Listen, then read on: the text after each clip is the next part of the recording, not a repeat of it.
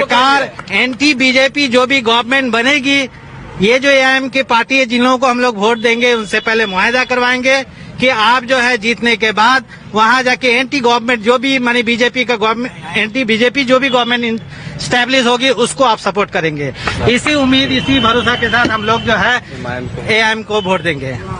एक बात ये बताइए पूछिए। कहते हैं कि मुसलमान सबसे पहले उनको वोट करते हैं जो बीजेपी को हराता है, दूसरा उनको वोट करते हैं जो उनका सबसे प्रिय होता है, तीसरा देखते हैं कि सरकार किसकी बन रही है। ऐसी स्थिति में आपको लगता है कि इस इलाके में, सीमांचल में ओवैसी जो कोशिश कर रहे हैं वो किसी तरह से आरजेडी को नुकसान भी पहुंचता है?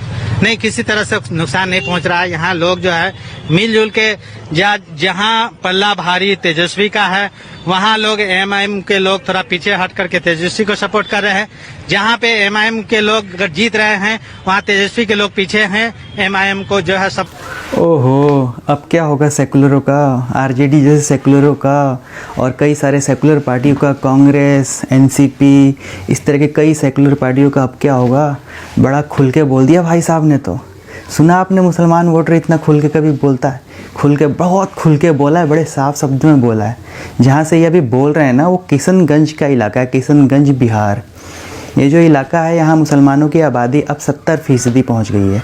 तो बड़े साफ शब्दों में इन्होंने बोल दिया, यहाँ तो भैया हम AIAM को वोट देंगे, ओवैसी की पार्टी को वोट देंगे, क्योंकि यहाँ पे तो हमारी आबादी पहले से ही 70% हो चुकी है, हम पहले से यहाँ बहुसंख्यक है।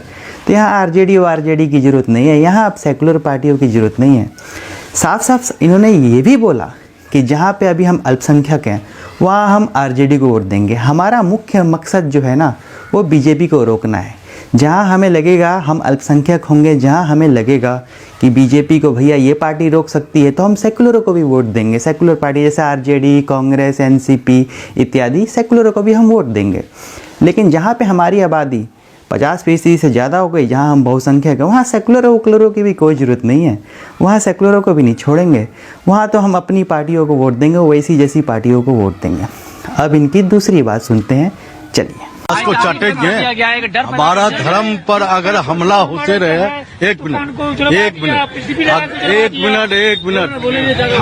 हमारे धर्म पर बार बार वो हमला करते हैं तो हम विकास को लेकर चाटेंगे। आज नया लागू कर रहा है, NRC लागू कर रहा है, मदरसों में लागू कर रहा है, कुरान की तालीम नहीं होना चाहिए। तो ये क्या है? ये इस्लाम पर, मुसलमानों पर हमला हो रहा है।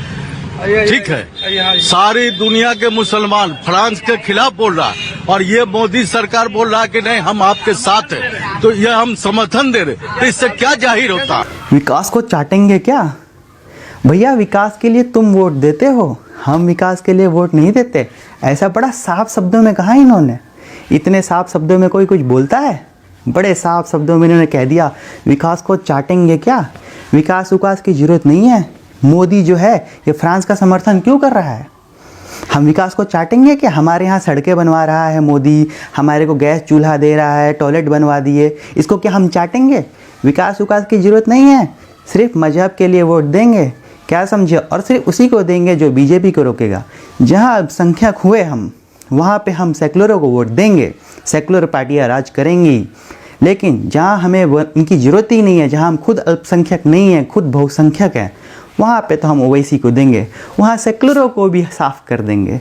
क्या समझे? समझ में आया कुछ? चलो, जय हिंद।